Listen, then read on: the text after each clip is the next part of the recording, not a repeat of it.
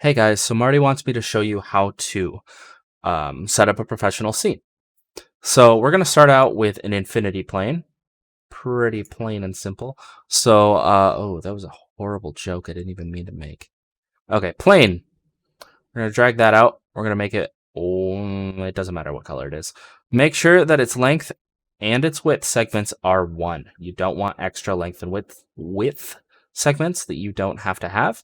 We're going to right click, convert to editable poly, grab edges, and there we go. We've got 2 edges selected. I probably shouldn't have this red so you guys can see that. I'll just swap it to a non-red color. Now you can see this line's red and this line's red, kind of. So we're going to hit connect, move this line a little bit, and then move this one up. That's the whole process that I do. So we have this set up. I'm going to grab that line here. And what I'm going to do here is hit the button next to chamfer. Bring this up to where it looks good, to me anyway, and drag this number to about 8, 9-ish. Something like that's fine. And I'm going to now turn on edge faces to show you what's going on. That chamfer cut up this face and made it a plane that you can't see the end of if you're sitting here. So when I move my view in, you now have no idea where the edge of this face is. And that's why we call it an infinity plane. Very cool stuff. Next, I'm going to drag in just a normal box so that we can see how we're supposed to render this stuff. So when I drag up that box, we're going to turn it just a nice red for now. And we're going to set up a camera. So for our camera, we're going to need our infinity plane to be a little different. Oops, come on. Jump to editable poly, please. There we go. So I'm going to make this plane longer in every direction. I'm going to double click this and hold control and double click this. Now I can scale these out. Can I not scale these? Do they need to be in vertex mode to scale them? Doesn't matter. Either way. Scale. There. Now our plane can be as big as you need it to in any direction. You can even grab the top here and move that upwards if you have to make sure that there's no black at the top of your screen. That'd be bad. Okay. So we're going to go ahead, make ourselves a camera. I better click on one of them, huh? Click on camera, and there we go. It doesn't really matter which camera you use. I have used all 3 interchangeably my entire career. It's fine. There are advantages. You generally want to be able to move this and leave the camera where it is. You can see how it's rotating, showing a different view. I'm actually going to change this to show us what the camera is seeing, which is awesome, and then set it to default shading. So now we can kind of see what the camera's seeing. I'm going to bring this up a little bit, and in a lot of ways, I like to have a rotated camera. Just a little bit, not enough that it shows past this line here, but that looks good to me, makes it more interesting. Now, our professional scene is pretty much done, but we're going to have to give it some materials. So I'm going to hit M to open this material editor. If it's too big and complicated and doesn't look like this, you'll go to modes and select compact. If I can talk. And select compact material editor.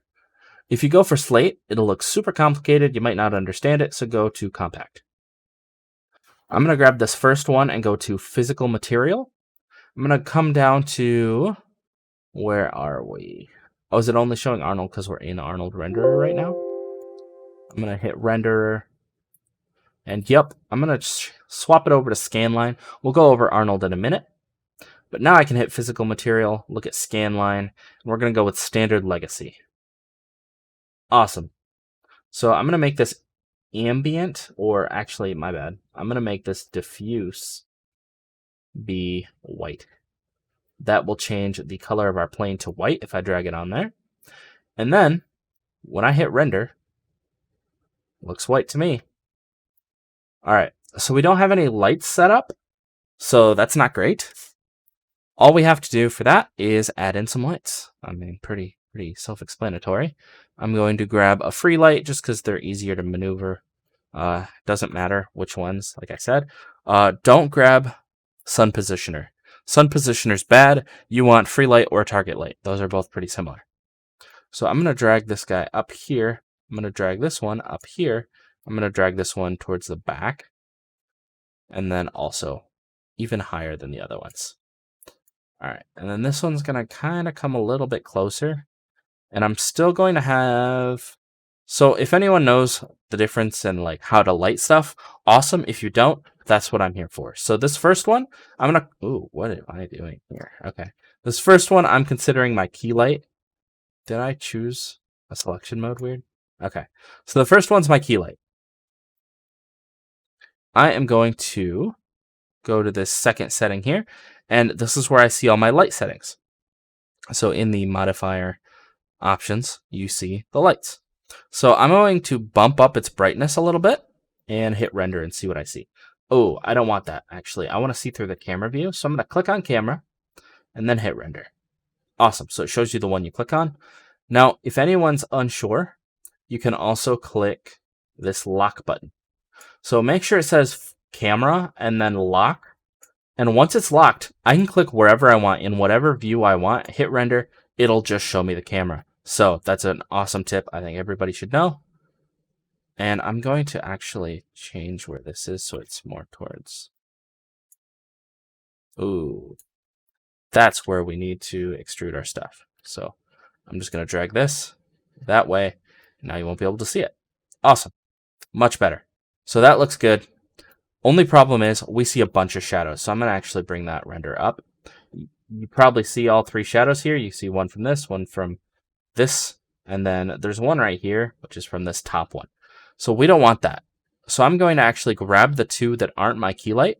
So this guy here, the top one, who is a definite fill light, and I'm going to go to the second option, and we're going to turn off his shadows.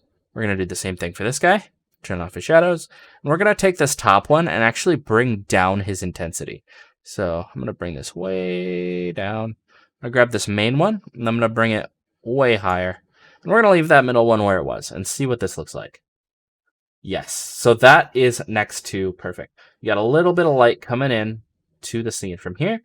You've got just enough coming in from the other two that it doesn't look dark, but you can't tell there are any lights there. Now, if you can't tell there are any lights there, why do you have these, you may ask? Well, I'm going to turn these off and show you what it looks like comparatively. So I'm going to actually render, leave this up, and then I will turn these lights off, and you'll see it right after the other. So I'm going to turn it off, grab this other guy, turn it off. Now look at this compared to this. You need those lights. Even though your mind can't tell they're there, humans need extra lights. So think about it in terms of the real world. The sun bounces off of everything, and that's why we see color, right? So we all know we see green on trees because it absorbs everything but green.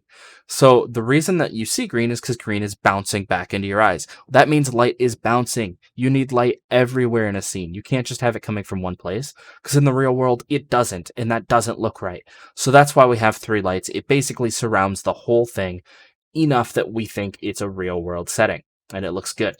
So that's that. We know how to scanline render now. I'm going to swap to Arnold, and you're going to see some issues. Let me hit render. And that kind of does look okay, but we're going to give it more control. So I'm going to go to the second material, go to physical, and now Arnold is here instead of scanline. If you go down to surface and standard surface, you can choose an Arnold surface. And this is fine. Don't touch base color, even though there's a roughness in it. We want roughness from specular, and we're going to actually bump that up. I'm going to drag it over here and render.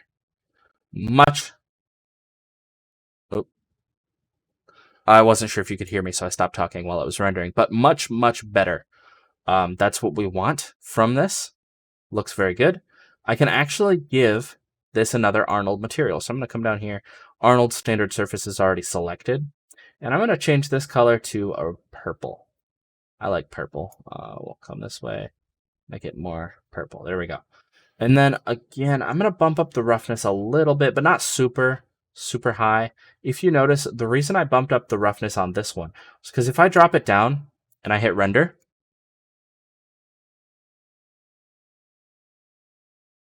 again, I stopped talking when we render on purpose because the microphone might not come in with my computer rendering. But you can kind of see reflections. You don't want that. That means that the plane behind, the white plane, is super shiny.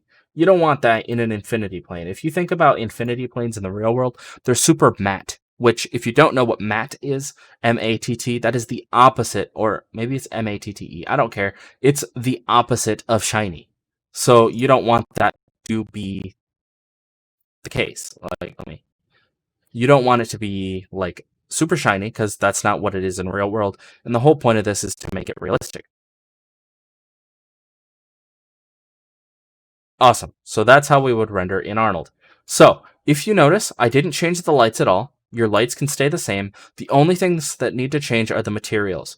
So when you're editing the materials on an object in 3ds Max, maybe it's not just your infinity plane, but it's your model, your 3D model that you're going to show off. You need to know what you're going to render in. If you're going to render in Arnold, you need to set up the materials to be Arnold materials. Don't forget that. And other than that, Arnold looks better, just in general. You want Arnold, but do be careful, it will take longer. So give yourself lots of render time, use Arnold, and your stuff will look way better.